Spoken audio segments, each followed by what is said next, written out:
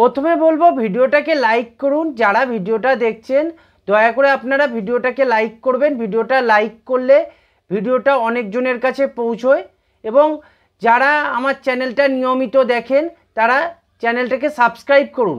চ্যাম্পিয়নশিপের চাপেই কি মোহামেডান কালকের ম্যাচটা ড্র করলো? এটা আমার কথা নয়, এটা দিব্যেন্দু বিশ্বাসের কথা। কারণ মোহামেডান খেলার শুরুতেই একটা গোল পেয়ে যায়, 9 মিনিটের মধ্যে মোহামেডান ফার্স্ট গোলটা তুলে নেয়, অ্যালেক্সিস গোমস এই গোলটা করে।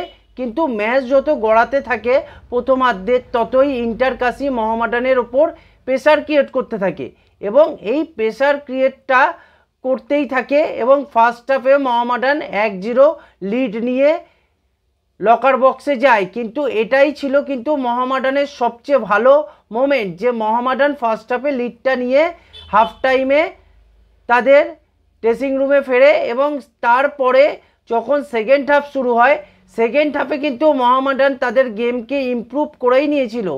15-20 মিনিটের মধ্যে মোহামেডান 5 থেকে 6টা যে চান্স ক্রিয়েট করেছিল ওটা এক কথায় ছিল অনবদ্য।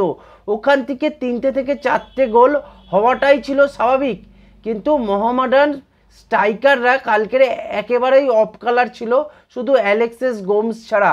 বাদবাকি সবাই বল মেরেছে কিন্তু কেউ 3 কাঠিতে রাখতে পারেনি।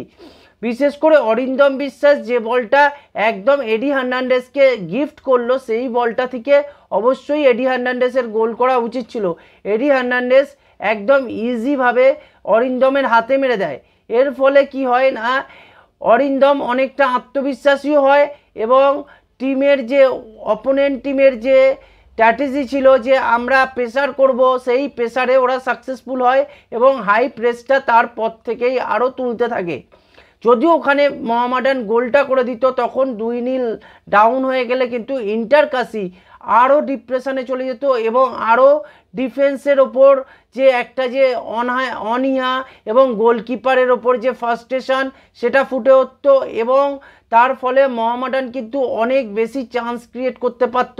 কিন্তু তারপরে মোহামেডান আর চান্সই ক্রিয়েট করতে পারলো না, কেননা ইন্টারকাশি তারপরেই গেমটা ধরে নেয় এবং গেমটা ধরে নেওয়ার পরে কি হয় না, ওরা প্রচুর পরিমাণে হাই প্রেস করে। হাই প্রেসের ফলে মোহামেডানের 2 উইংস থেকে বারবার ওরা অ্যাটাকে যাচ্ছিল, বিশেষ করে লেফট চ্যানেল থেকে যেভাবে ক্রসগুলো করছিল এক কথায় অনবদ্য। লালরিন্ডিকা এছাড়া বার্কো বলে প্লেয়ারটা একাধিক সুযোগ পেয়েছে এবং বার্কো তো অনেকগুলো বল মিসও করেছে এবং একখানা কর্নার থেকে গোল হয়ে যাওয়ার পরেও মোহামেডানের গোলকিপারকে ফাউল করার জন্য ওই গোলটা বাতিল হয়ে যায়। তারপরে কিন্তু ওরা আরও প্রেসার ক্রিয়েট করতে থাকে এবং আলটিমেটলি মোহামেডানের জালে ওরা ঠিক বল জড়িয়ে দেয়, একটা পিন পয়েন্ট ক্রসিং করে বার্কোর হেড থেকে একদম ক্লিয়ার গোল করে ফেলে ইন্টারকাশি।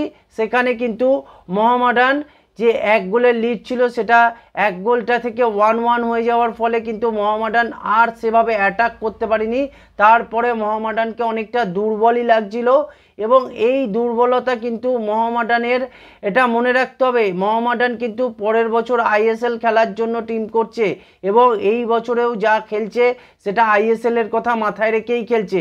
তাই মোহামেডানকে খুব তাড়াতাড়ি এই ম্যাচের যে ডিপ্রেশনটা আছে, এই ম্যাচের যে বাজে এফেক্টটা আছে, এই এফেক্টটাকে কাটিয়ে কিন্তু পরের ম্যাচ শিলং লাজংয়ের এগেনস্টে আছে সেটাকে জেতার দিকে নজর দিতে হবে।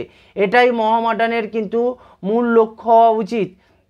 কিন্তু মোহামেডান এই ম্যাচটা থেকে অনেক কিছু শিখলো। মোহামেডান এই ম্যাচটা থেকে অনেক কিছু শিখলো বলতে গেলে কোচ যেভাবে মোহামেডানের কোচ বারবার অ্যানিমেটেড হয়ে যাচ্ছিল, যে কোচটা সবসময় ঠান্ডা মস্তিষ্কের, সেই কোচটা বারবার দেখা যাচ্ছিল সাইড বেঞ্চে গিয়ে প্লেয়ারদের ওপর ক্ষিপ্ত হতে। এর ফলে কিন্তু বোঝা যাচ্ছিল যে মোহামেডানের যে গেম প্ল্যান ছিল সেই গেম প্ল্যানটা বারবার ফ্লপ করছিল, ক্লিক করছিল না।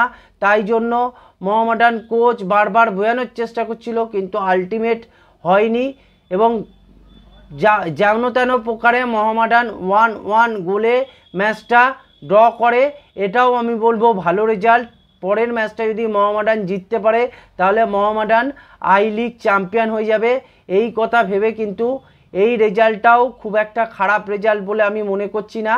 পরের ম্যাচটা যদি মোহামেডান শিলং লাজংয়ের সাথে জেতে ক্লিয়ার মোহামেডান চ্যাম্পিয়ন হয়ে যাবে, তখন কিন্তু মোহামেডান আইএসএলের যে টিম বানানোর কথা সেটা কিন্তু আস্তে আস্তে ভাবতে শুরু করবে। মোহামেডান সমর্থকদের আমি এটাই বলবো যে এখনই হতাশ হবেন না। খেলায় এরকম দিন থাকে যেদিন মোহামেডান হয়তো বাজে খেলেছে, সেদিন সবচেয়ে বেশি দরকার মোহামেডান সমর্থকদের পাশে থাকা। খেলায় কোনো দিন প্লেয়াররা বাজে খেলতেই পারে, তার মানে এই নয় যে আমি টিমটাকে সাপোর্ট করা বন্ধ করে দেবো বা মাঠে গিয়ে খেলা দেখা বন্ধ করে দেবো, এরকম নয়। সব সময় মনে রাখবেন তখনই বড় টিম ভালো হয় তখন কিন্তু যখন সমর্থকরা টিমের পাশে থাকে। এই কথাটা ভেবেই মোহামেডান সমর্থকদের বলবো আপনারা আবার পরের ম্যাচটা দেখুন। আমি নিশ্চিত যে পরের ম্যাচে মোহামেডান অনেক অনেক ভালো ফুটবল উপহার দেবে এবং আলটিমেট যে জয়টা সেটা এনে আই লিগে থেকে আইএসএলে যাবে মোহামেডান।